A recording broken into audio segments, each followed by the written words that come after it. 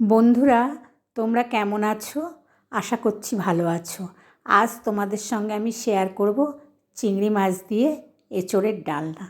এটা খেলে আর মাছ মাংস তোমাদের খেতে ইচ্ছা করবে না। এটা ভীষণ খেতে সুন্দর হয়। দেখো তাহলে আমি কী করে এটা রান্না করি, তোমরা দেখতে থাকো। আমি বড় দুটো পেঁয়াজ কুচিয়ে নিয়েছি, খানিকটা পেঁয়াজ দিয়ে দিলাম, আদা, কিছুটা রসুন আর একটা টমেটো, এগুলো আমি পেস্ট করে নিলাম। গ্যাসে আমি কড়া চাপিয়ে দিয়েছি। কড়াই এবার আমি দিয়ে দেব কেটে রাখা আলুগুলো দিয়ে আমি একটু লবণ হলুদ দিয়ে দিচ্ছি। আলুটা বেশ লাল লাল করে ভেজে নেব। দেখো আলুটা ভেজে নেওয়া হয়ে গেছে। আলুটা আমি তুলে রাখছি একটা পাত্রে। আলুগুলো তুলে রাখলাম ভেজে। এবার আমি এর মধ্যে গোটা গরম মশলা, তেজপাতা ফোড়ন দিয়ে দিলাম আর লবণ হলুদ মাখিয়ে রাখা চিংড়ি মাছটা দিয়ে দিলাম।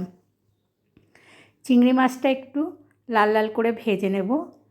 এবার আমি যে পেস্টটা করে রেখেছিলাম সেই পেস্টটা দিয়ে দিলাম আর এর মধ্যে দিয়ে দেব পরিমাণ মতো ধনে গুঁড়ো, জিরে গুঁড়ো, লবণ, হলুদ, লঙ্কার গুঁড়ো, একটু মিষ্টি আর কালার আসার জন্য একটু কাশ্মীরি লঙ্কার গুঁড়ো আমি এর মধ্যে দিয়ে দিলাম। একটু জল দিলাম। এবার আমি দেখো এঁচোড়টা এখানে সেদ্ধ করে রেখেছি। আমি এইবার এই এঁচোড়টা, এই জল দিয়ে দিয়েছিলাম মশলাটাই, এটা আমি কষিনি, এর মধ্যে আমি এঁচোড়টা দিয়ে দেব। দিয়ে এবার আমি এঁচোড়টাকে কষে নেব।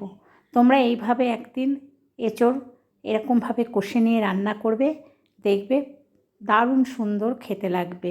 একদম এঁচোড়গুলো বেশ নরম হয়ে মজে যায় মশলার সঙ্গে। এবার আমি বেশ ভালো করে কষে নিচ্ছি।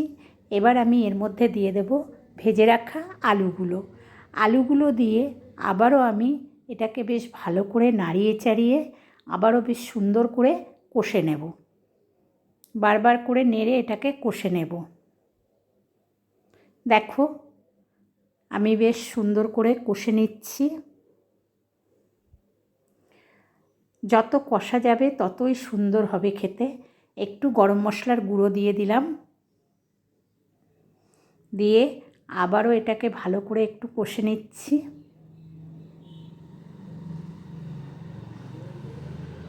দেখো কষে নেওয়াটা আমার হয়ে গেছে। এবার আমি এর মধ্যে দিয়ে দিলাম পরিমাণ মতন জল। খুব বেশিও দেওয়া যাবে না, আবার খুব কমও না। পরিমাণ মতন জল দিলাম। দিয়ে এটাকে এবার আমি ঢাকা দিয়ে 5-7 মিনিট হতে দেব।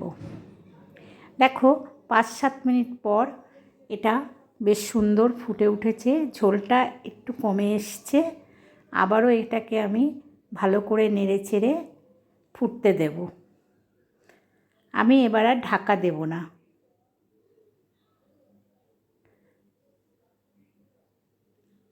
আলুটা দেখো আমার সেদ্ধ হয়ে গেছে, এঁচোড়ও আমার সেদ্ধ হয়ে গেছে।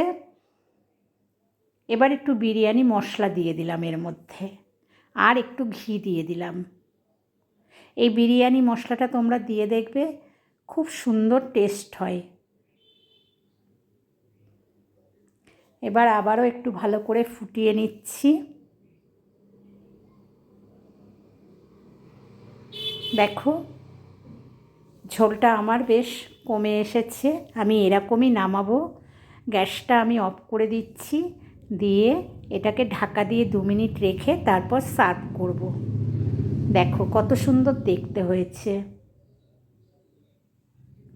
এইভাবে তোমরা একদিন করে দেখো, দারুণ খেতে লাগবে।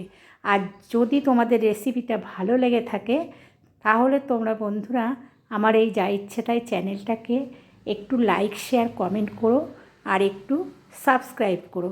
তোমরা ভালো থেকো বন্ধুরা।